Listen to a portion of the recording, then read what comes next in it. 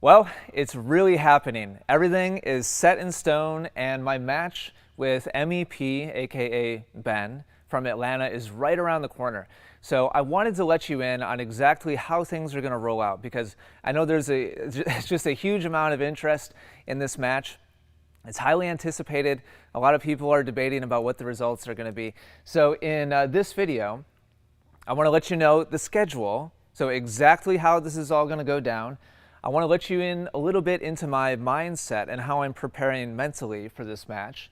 I'm going to let you in to how I'm training and preparing in terms of my drilling, my hitting, my match play preparation. And then I'll also tell you a little bit about my fitness and how I'm training on that end of things. So we'll go over schedule first because I know that's probably what most people are most interested in. But if you're interested in these other things, definitely stick around. And at the end, I'll answer some questions as well. We've got a live chat going.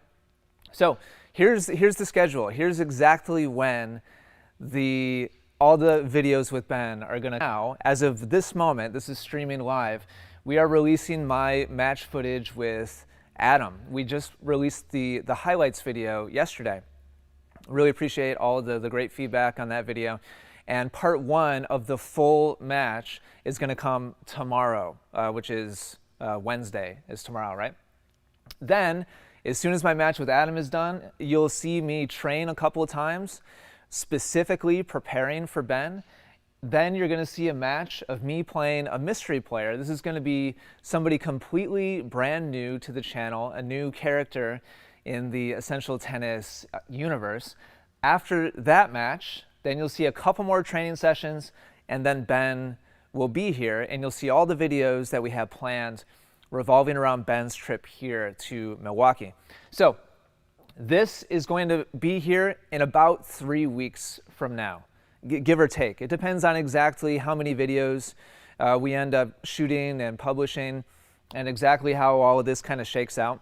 But I wanted to give you all, just in fairness, because I know there's just a lot of people, we get asked just a dozen times a day at least when the match is going to happen. And so this is your answer. It's going to be right about, give or take, 3 weeks from today when I'm streaming this video right now. So this is the roadmap. Match, some training, match, some training. There's not going to be any other stuff in between. And then all the videos that we have planned with Ben. My desk. I hit my desk.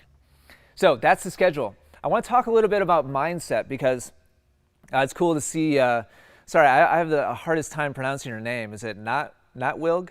Notwilg, is that right? I saw him in the chat. There's been so much and kind of hype around this match, and a big part of my focus is to not focus on the prep. A big part of my preparation is to not focus on all the hype.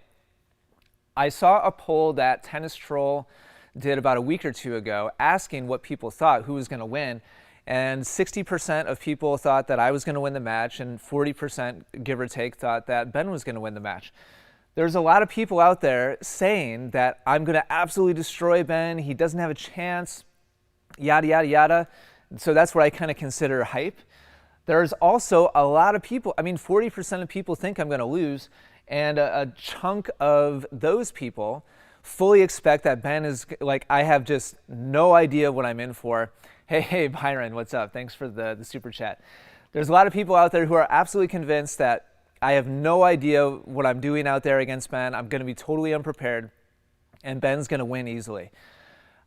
I think, not buy into either dialogue. It's critical for me not to buy into either mindset, because if, for example, I think, oh, I'm going to win, like, no problem, if in the first set it's like neck and neck and we're just like trading holds, or like I go down an early break, what does that do like to my mental confidence? On the other hand, if I go in there shaking in my boots and saying to myself, man, he's like the toughest player I've ever played, I have all this external pressure of the internet, thinking I'm going to be a failure or like not a real coach or whatever I could possibly tell myself on the negative side of things wouldn't be productive either. So I'm going in with as much of a neutral mindset as possible. And I think this is key. I'm very much respecting Ben's skills because even though they're not conventional, they're very, very effective. And anybody out there who posts comments or videos or blog posts or forum posts saying that Ben's not a real tennis player, I completely disagree. I've done a whole series of videos on Ben. And I think respecting his results and his skills is paramount, because if I don't respect Ben and his skills, then I'll be ill-prepared. I'll be ill-prepared mentally, I'll be ill-prepared physically, and I'll be ill-prepared tactically. So this has really been key for me in my head, and will continue to be key for me. And I think it's important for me to embrace the fact that a loss is possible. Same kind of thing is up here. If I buy into the hype, if I buy into everybody saying, oh, Ian's going to smash Ben, it's not even going to be close, and I start thinking to myself, oh, this is in the bag, I'm already kind of doing a victory lap in my head, what happens in the match at the first sign of there being some controversy or Ben being like a real adversary on the court? What happens the first time, hypothetically, that I get my serve broken? Hey, Ian Westerman, Stan, thank you for the super chat. Appreciate it. Mentally, that's an extremely volatile position to put myself in if I were to think like the win is in the bag. So for me, these are my big keys. And my hope in sharing this is that hopefully all of you watching can learn from this yourselves. Hopefully take away some keys, some pointers in terms of my preparation. And so this is how I'm thinking mentally against like this big, hyped up, match. Mentally, this is where my head is at right now. I'm going to work hard to try to keep it there. All right, let's talk about preparation. These are kind of the ET universe, characters right now. And by the way, I just want to say, incredible. I saw Mark Sanset in the chat. All of these players, I feel so grateful and so honored that they've all shared this court with me. They're all incredible competitors. When I started thinking about preparing for my match against Ben, I just kind of went through the checklist in my head. Okay, we've had all these different players featured on the court so far.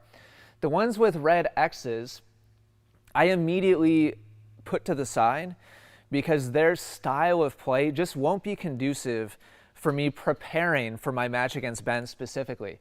Ira, big, attacking first strike kind of player. Mark considers himself not a super big hitter, like serve plus one kind of player, but the reality is he hits a really big ball, and completely different style than Ben, completely different offense and intensity in terms of like how heavy his ball is, so on and so forth. Cole, I think we can all agree, is just a beast. I would be behind the eight ball the entire match, wouldn't be helpful. Scott, same thing. Very aggressive, very offensive, very kind of pressing and forceful game. Isn't going to help me prepare for Ben specifically. And Mike, again, like strong, a 5-0 player. Super strong, wouldn't really give me any breathing room. He's not going to set up any easy shots for me to hit. So these players with the red X, I immediately counted out in terms of like my preparation for Ben. So that leaves me with Topher, who I just played recently.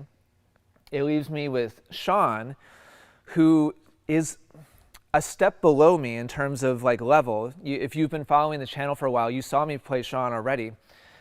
But he's not a defensive player. I wanted somebody who has a defensive-minded approach to the game. Somebody who's not trying to press, not trying to pressure me, but instead is going to hit me balls that I can hit back and put the pressure on me to try to finish points and be assertive. So that leaves Adam, and that's why you're seeing a match between Adam and myself getting published right now. I viewed Adam as like the premier person in terms of characters in the Essential Tennis universe that could prepare me mentally, physically, tactically for Ben. He never misses. He runs every single ball down. Ira, called him a pit bull in his match against Adam, and I think that was a good description. Like, he just never quits. He never gives up. He gets every ball back in play. And so that's why I scheduled a match with Adam, and that's why you're going to see a match with Adam get rolled out. Full match play is going to start tomorrow on the channel. So that's my mindset in terms of match preparation. That's why I chose Adam. So let's talk about stroke training. I think, not Wilg, I think you did a nice job with your analysis. These are my focus points in terms of my training. After my match with Adam, you're going to see me go to the court and train with Scott, train with Matt, train with Mark Sanset. My forehand has been a big focus of mine because, as Not Wilg pointed out, it can be a weapon, but it can also be a big liability. And I've struggled to find my swing tempo and intensity and like tension has been a struggle for me over the last couple months. I continue to position myself for forehands and take big swings at forehands because I know somewhere in there I have that shot and I know it's a big weapon, but it's let me down up until this point. So I put these in order of importance for me. I think the forehand is a top priority for me. If I can't get that dialed in, it's going to be very difficult for me to pressure Ben consistently. If I can't hit my forehand at a pace and in a location, at a depth, or with enough spin to make Ben uncomfortable, then I'm gonna struggle in my match against Ben, and it's going to be an uphill battle. If I can't knock him off balance and make him really kind of struggle and make him uncomfortable with my forehand, then I'm going to have a tough time. And the forehand for me is really the gateway to this, to hitting more volleys, hitting more overheads. I think Not Wilg really kind of hit that on the head as well. My net game, I think, is a prime asset of mine. I'm more comfortable at the net than I am at the baseline. And I'm not going to get into like detailed tactical thoughts right now. I'm probably going to do a separate video just on my tactical plan against Ben. But finishing at the net is going to be a very core part of that strategy. And then finally, if I can get my serve cranking a little bit more, then same kind of thing as my forehand, it'll help me set up a good approach so I can hit more easy volleys, hit more easy overheads, hopefully. Like that's my mindset, that's my mentality in terms of like training shots and feeling prepared technically so that I can put together the type of points that I want to put together. So this is my focus in terms of stroke training. In terms of hitting or training with other players, volume for me is key. I want to get the most amount of live ball, like real reps as possible in my lead up to match with Ben, number one. Number two, in that large volume of live ball hitting, I want to put pressure on as many of those exchanges as possible. It's one thing to be physically prepared. It's another thing to be technically prepared. It's a completely separate thing to be competitively prepared, mentally prepared for a battle, mentally prepared for a struggle competitively. And so I have to put myself in a pressure situation as frequently as humanly possible between now when I'm preparing and when my match with Ben actually happens. If I arrive at that match with Ben and I haven't been doing much competing, I've been hitting like a lot with the ball machine or just like a lot of like cross-court rallies with like Mark or Scott who are like banging balls, you know, and like hitting me a lot of pace, and then I go right to playing Ben, that would be a huge mistake. So a big focus you're going to see from me in the videos leading up to Ben's match is you're going to see me playing a lot of points, keeping track of score as often as possible, having there be a winner and a loser as often as possible. And then finally, kind of stacking these or layering these, volume, adding pressure to the volume, and then finally, if I can do a lot of volume with a lot of pressure against a defensive type player on the other side of the net, that would be ideal. You're going to see me purposefully set up training sessions against players who are hitting defensively to me on purpose. Some of those players are going to be people who don't usually play defensive, and I'm going to ask them to play defensively against me on purpose, just kind of push the ball to the middle or hit a lot of slices. Other training sessions that I'm going to set up, and like my match, for example, against Adam, and also the mystery player you're going to see after Adam, purposefully I set up against defensive style players, and while keeping track of score and while getting just the largest volume possible. So this is kind of my mindset, my mentality, my focus going into the match with Ben. And then finally here, before we kind of get to some questions, I think questions after this, fitness-wise, same kind of thing. I'm pushing myself physically as much as possible. I feel like I'm just starting to get some traction and feel kind of like the old Ian again a little bit in terms of like my intensity, the volume of like effort I'm able to put out in the span of an hour or 2 hours. My speed and my quickness is starting to come back a little bit. This is after 6 months of training and pushing myself. It's been, to be totally honest with you, it's been a much longer road and a much longer process than honestly I expected it to be.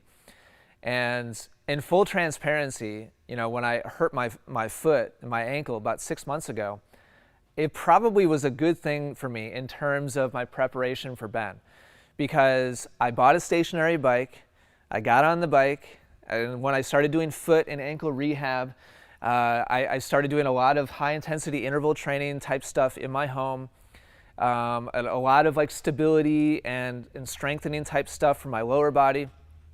And all of those repetitions, I feel much better now than I did before my injury physically. And I think that's a big benefit for me. So before my injury, Ben had a plane ticket. Like we had already scheduled, we had already booked the hotel, he had already booked his ticket. When I injured myself against Mark, if I remember correctly, I think I was 2 weeks out from playing Ben. And it ended up being a 4-month, 5-month, recovery before I could really feel confident in pushing off of that foot again. And during that time, I've put in a lot of work physically. And so I feel physically better prepared now than I was 6 months ago. But between now and my match with Ben, as much volume as I can possibly do while still being able to physically recover, the highest intensity possible while I can still feel like I can physically recover. And in my off-court, my interval training at home, I've started doing some slam ball stuff at home, if you're familiar with slam ball. I've continued to do my stationary bike workouts and kind of combine that with high intensity interval training at home. I'm continuing to do my yoga and stretching as much as possible. So this is my roadmap in a nutshell. Again, going back to the schedule, for those of you who have joined late, this is the schedule. Right now, we're releasing my match against Adam. Then you'll see some preparation training sessions with me, specifically preparing for Ben. Then you'll see me play a mystery player, then a few more training sessions, and then Ben's videos will finally be here. It'll be in the ballpark of about 3 weeks from now, give or take, depending on exactly how all this stuff rolls out. So that's the timeline. Now you have a little bit of kind of insight into my preparation, my mentality. Hey, Mark, thanks for the super chat. I appreciate it. I wish $10 covered the medical bills on the ankle injury. But yeah, I'm glad I'm feeling better now as well. Now, I'll take some questions in the live chat. One question that popped up in the live chat before we started rolling was, is this a must-win match for you? Somebody asked, like, is this like a do-or-die kind of scenario where if you lose, is it like a catastrophic, loss that potentially maybe professionally or like personally or competitively or maybe all three, that like I just can't bounce back from? And my honest answer to that is no. It's not a must-win. In fact, I think a key part for me mentally is it's a very real possibility in my head that Ben is good enough to beat me. Like I have to believe that with at least a certain percentage of my mind, because he wins a lot in a very highly competitive part of the country at a very high level of play. He loses rarely at 4-5. And I think if you've been watching me play, we've established that I'm a 4-5 player. I'm definitely not a 4-0 player based on my results with other players on this court. I'm also definitely not a 5-0 player at the moment based on my results against players in my area. So for me to go into this match saying it's impossible for me to lose would be a big mental mistake, in my opinion. Now, that being said, if I lose, Is it like some kind of catastrophic loss? And honestly, like I've been at peace with the idea of the thought of losing to Ben for many months now. I made a video about it several months ago, actually. And at the end of the day, two things on that. At the end of the day, first of all, I'm a coach first, and I'm very much a player second. It's been that way for almost 20 years now. Up until I graduated from college, I was a player first. That was all of my energy, all my focus, all of my output, all of my physical, everything, mentally, physically, training. It was all focused on being the best player I could possibly be up until I was 21 or 22 when I graduated from college. Then I graduated and all of my energy and attention shifted completely to being a coach. I shifted all my energy away from being a player and onto being a coach. And it's been on being a coach since I graduated from college. So, realistically, if I lose to Ben, does that mean I'm a worse coach than I was before I lost to Ben? No, definitely not. What happens between Ben and I doesn't have anything to do with how good of a coach I am. It's an indictment on how good of a player I am if I lose. And this brings me to point number 2. I am more than happy to put myself on the line to help all of you. I'm not playing these matches to prove that I'm some incredible, infallible, perfect tennis player. I'm putting myself on the line match after match, training session after training session to be an example and hopefully help and inspire other people. I'm not like some big shot tennis player. And so by putting myself on the line, by putting my player self on the line, I still feel completely at ease and confident about who I am as a coach. Now, if I lose to Ben, there will be people out there who say, "Oh man, he couldn't even beat that pusher guy, most exhausting player. He's obviously no good as a coach." I don't believe that, but people will say that. People, if I lose to Ben, will say, "Oh, well, Ian obviously doesn't know what he's talking about, or else he would have figured out how to beat Ben." And I'm okay with that. More than likely, anybody who says that wouldn't have ever taken the time or the investment to come work with me anyway. The people who are going to come here to Milwaukee to work with me, I think they value my input as a coach first, and anything I do as a player, whether it's good or bad or ugly, it's a separate part of me. That's the way I view it. So no, I don't think it's a must-win match for me. Do I feel pressure? 100%. I'm definitely nervous, leading up to it. Definitely anxious. It's a big deal, and a lot of people are going to be watching. But I don't view it as some make or break event for me in my career. So hopefully that makes sense.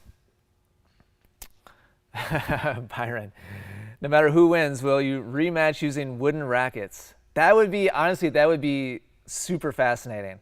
I would love to do that. That's a great question, and they would be a fantastic equalizer for sure.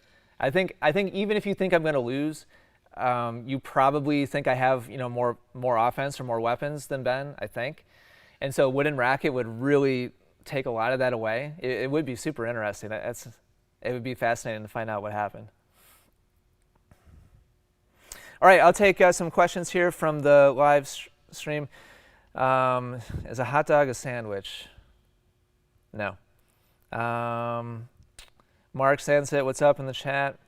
Is there going to be any more content training with Coach Eric? Yeah, Jorge, yeah, eventually there probably will be. I haven't worked with him in a little while. I feel like he was super, super valuable for me just getting started, getting the train rolling. I really tremendously valued his encouragement, his push, his inspiring me just by being there, and wanting to do a good job. That helped me get the wheels rolling. And now that I feel like I've got some good momentum, I've been focusing more on live ball hitting with peers as opposed to training with a coach. But in the future, I'm sure I'll spend time with him again. I want to say thanks for super chats. Mark, thanks for the super chat. Byron, thanks for the super chat. Aaron, you're gonna see the start of Ben's videos about 3 weeks from now. And if you rewatch this stream, I give all the details. As a junior, what did you have to do to get to a high level? Jason, listen, just play and compete specifically as frequently as possible.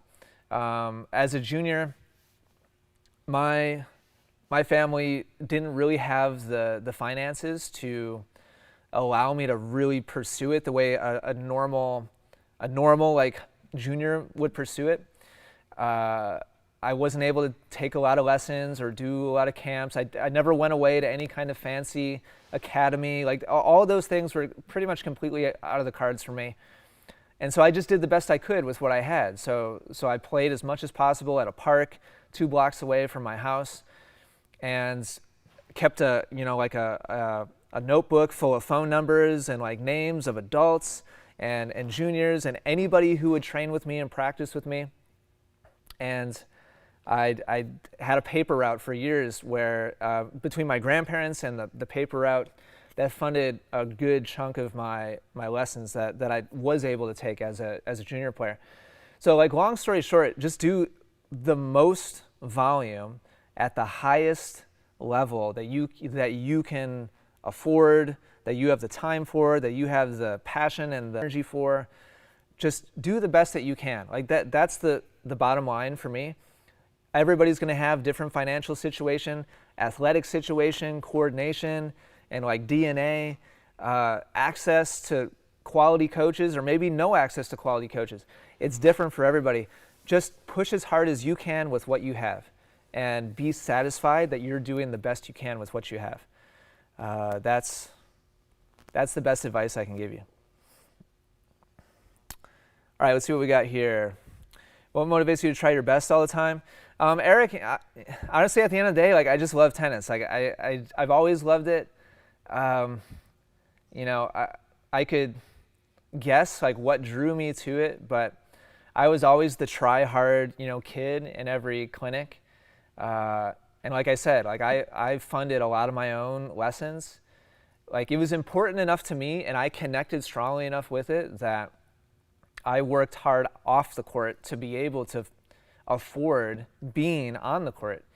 And so when I was on the court, it was like, man, every ounce of energy I had, I would give to every single ball. And that's just always been the way I've felt about tennis, honestly. And to this day, when I go out there and I hit with Mark or Scott, like I just love every minute that I'm on the court, even the ones where it's like super challenging, or I get frustrated, I get angry at myself, or I lose, a match that I feel like I should have been able to win. Like, it's all part of the journey, and I love that about tennis. Eric, will Ben upload his prep matches? That's a good question. I actually don't know the answer to that, and I would assume that if he does, it would be on the Tennis Troll channel. Tennis Troll posted a video of him preparing for his match with me just like a week or two ago. So there might be more, I don't know for sure, but there might be more videos of him preparing for our match. I don't know what his plans are, but if he is going to post some preparation videos, I would assume they're going to be on the Tennis Troll channel. All right, from Not Wilg, quality of 4-5 play in your channel looks higher than average on Trolls. Is the court speed, camera angle, preponderance of 5-0? Yeah, those are all legitimate parts of it, Not Wilg, I believe. Camera angle, I don't think is a big factor. Tennis Troll actually tends to shoot lower than I do, and that speeds things up.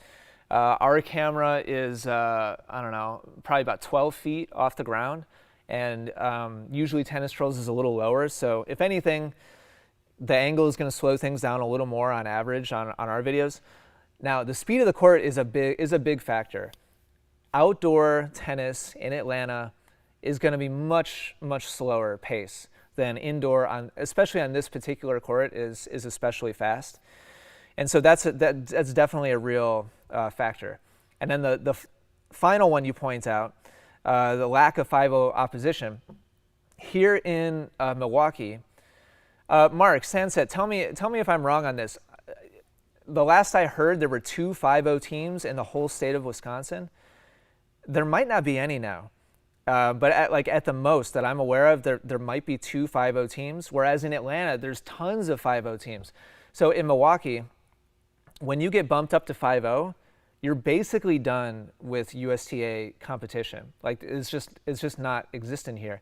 So everybody in the Milwaukee area is trying hard to keep themselves below 5-0, because if they get bumped up, they basically just rated out of the USTA competitive system. So I think that's a real factor as well. Going into this match with Ben, before I started paying close attention to his matches and paying close attention to the matches on Tennis Trolls channel, I would have assumed that an Atlanta 4-5 would just automatically be stronger than a Milwaukee 4-5. But the more I look into it, the more I think that what you just pointed out might be a real factor in terms of like head-to-head 4-5 or head-to-head 5-0. And so I think it's a very good question. I don't have any empirical data for you, but I think you're spot on all those except for the height of the camera. Why the Kleenex? Scott Cry. Yeah, Byron, a little trivia about, there's certain things in life that I just can't go, like I need to have a bottle of water. I almost always have some chapstick with me, and I have to have a box of Kleenex at home, at work. I blow my nose a lot, and I want to make sure that I don't have chapped lips because I'm talking to the camera a lot, and I want to make sure I have water in case I have to cough. Like these are like my my go-to items that I always have to make sure I have close by. All right, let's see. Do a couple more questions here. Do you struggle more against any style of opponent? Any pug. To be totally honest with you, just being totally transparent, somebody who makes a lot of balls tends to be a problem for me. And I think Not Will really did a good job of breaking this down. If, like my match against Topher, for example, everything just clicked for me on that day. And on an on day where my serve is doing well and my forehand is doing well, my net game is always, like my net game is a kind of a constant for me. I'm very comfortable with the net. But if my serve and forehand are firing, then I can win points very quickly and win matches very quickly. Against a player who makes a lot of balls, if my serve isn't firing and my forehand isn't firing, I struggle making the transition, or at least having enough of an opportunity to get up to the net to use what's really kind of my biggest strength, which is the net game. So totally honestly, a player like Ben, who just puts a lot of balls in the middle of the court and gives me a lot of opportunities to miss forehands, is a problem for me historically. So that's part of why that's part of the reason why I'm taking this matchup really seriously. I'm not discounting Ben. I'm making sure that I do my best to prepare physically, mentally, tactically, so on and so forth. So yeah, it's a good question. And yeah, historically, that type of matchup can be problematic for me. It can be a bad thing. Yeah, Blaze, UTR Flex League for starting out tournaments. I've never played a UTR event, so sorry I can't help you there. I agree with Jorge's answer. Play the league and find out. Just find out, man. Just go sign up. Like that's the best way to get a real rating is just go play. Rating is just go play. If you lose, then okay, like you need to go down a bit. If you smash everybody, then all right, cool. You need to go up. Like you need to just jump in there and you got to jump in and just find out what happens.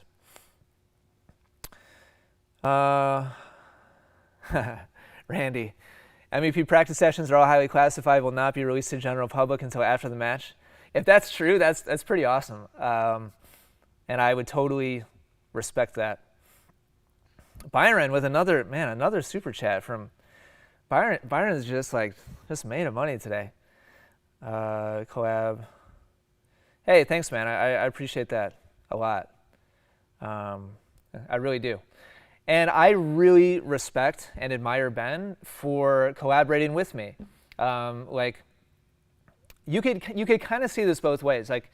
Viewed through the lens of maybe somebody who's more skeptical of me, I have nothing to win here. It's like I should beat. I'm like the tennis expert, right? I'm like the YouTuber tennis coach guy. So I should win.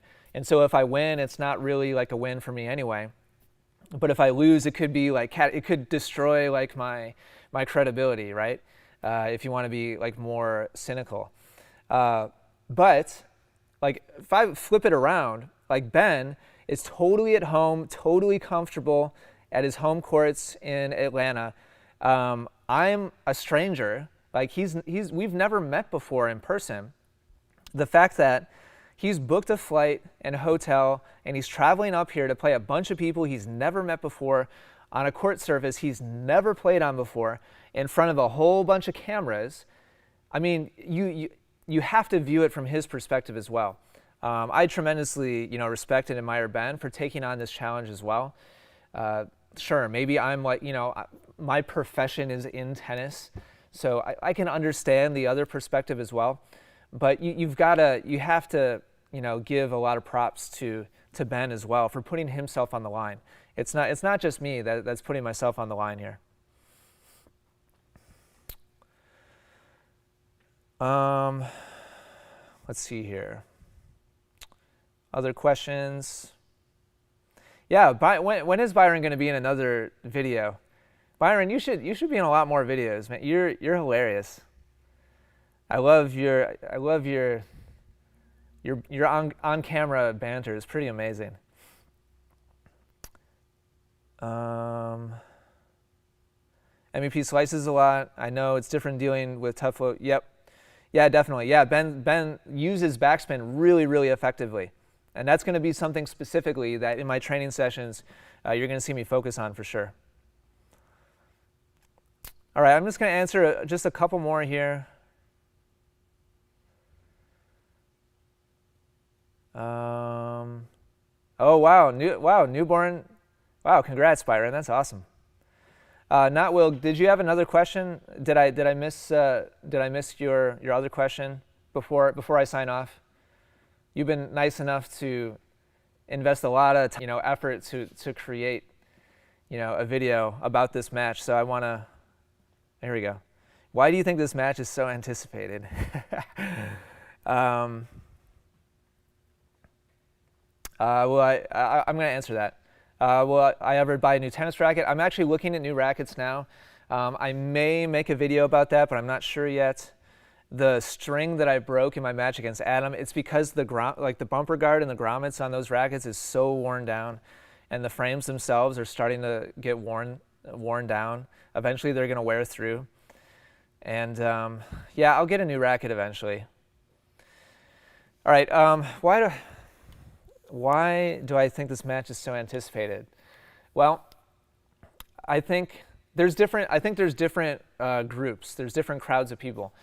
There are people who would just like to see me lose to Ben, for sure. There's definitely a group of people out there that would find it super entertaining and would love watching a tennis expert fail and fall to a unconventional, kind of self-taught kind of player.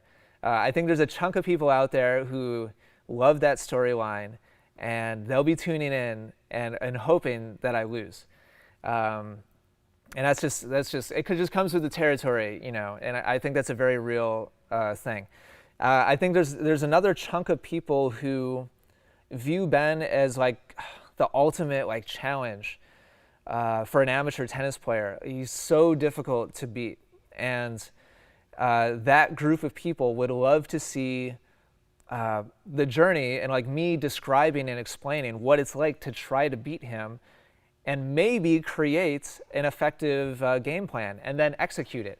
And so like overcoming like the big obstacle, like that's the basis of like every great story of all time, is like some kind of obstacle that seemingly is impossible to overcome, and yet, you know, the hero, depending on your perspective, figures out a way to overcome that obstacle. I think those two groups are probably the most common. The ones that would love to see me like fail because it would just be entertaining, and then the people who would love to see the process of like trying to overcome that big challenge. Yeah, and I think those are the two biggest reasons. But then you've got like the people on Ben who say he's not a real player, would probably like to see me win, you know, really easily. You've got all kinds of like little subsets of people depending on your perspective and your personality. So it's like a culmination of all those different people groups, I think, is the reason why it's so anticipated. You really think some people want you to lose? Yeah, 100%. Yeah, you should see the comments. You should see the YouTube comments. I mean, we get, you know, frequently hundreds of comments a day that come through my YouTube channel, and I see them all flow through a dashboard. Every comment across the entire, there's over 1,700 videos on my YouTube channel, and I see all the comments flow in. And trust me, there's a group of people out there that A, think I don't have a chance, B, think I'm like super overrated, C, like think I don't have like any real skills, and so they think that Ben is going to just totally like expose me, and I'm going to get crushed. And so I see those comments, and there's a chunk of people out there that's their point of view, and that's life. Yeah, and Dave. Yeah, that's Dave in the chat. Most of us aren't rooting for one side. We're mostly fascinated by the clash of interesting matchups, right? And so I think like on a surface level, that's absolutely true. Like two very like wide-ranging, different, you know, styles. Both of us kind of very much in our small, you know, little corner of the internet, kind of have our own following, or like we're kind of visible, kind of public figures in our little chunk of the internet. And so it's the coming together of like two different people with their own kind of followers and supporters and naysayers, like coming together. And that's like for anybody who follows general, you know, YouTube like drama, if you know Logan Paul and Jake Paul, like they've harnessed incredible attention by challenging boxers. Neither of them were boxers, but they started training like boxers so that they could challenge other people to fights. And then it just spurs on all of this like incredible drama and interest around it.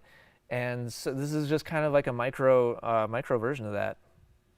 Ben and I just aren't going to be like trying to punch each other in the face, as far as you know. And then that will, third reason, see amateur heroes, parallel circuit next to pro level. Yeah, I've seen a lot of comments about this recently, its own dynamics. Yeah, I've seen a lot of comments recently from people saying that, you know, the WTA tour, the ATP tour are back in full swing, but that people are enjoying like our match videos way more than watching pro tennis. And I'm super, you know, humbled and grateful for all the comments I've seen that kind of go into that category. I think it's incredible people are enjoying our match play that much, and I think it's because we're making it real. Like it's like you said, relatable, and we're letting people into the real like mindset and the challenges, and it's not like perfect like elite athletes, you know, smashing winners. So yeah, that's a good point. I totally agree with that as well. Randy, what's the Vegas line on the match? Does Vegas have Ben or me?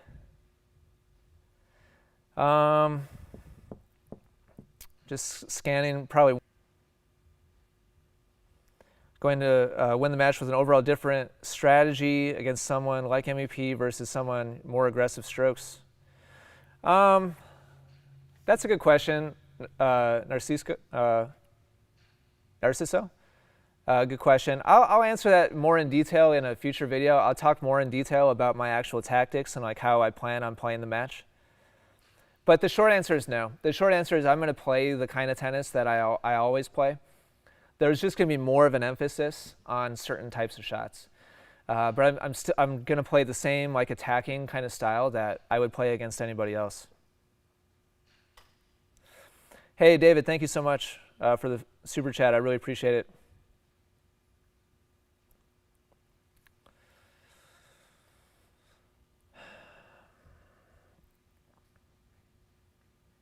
All right, guys, I'm going to sign off for now.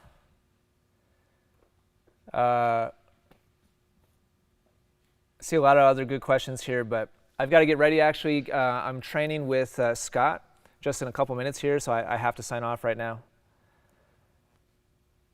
And thank you all for being here. Oh, there's Scott in the live chat. Be there in 15. Yeah. So yeah, I got to get ready for training with Scott. I got to get myself warmed up before he gets here because Scott comes out of the gate hot, high intensity. So I need to get myself moving.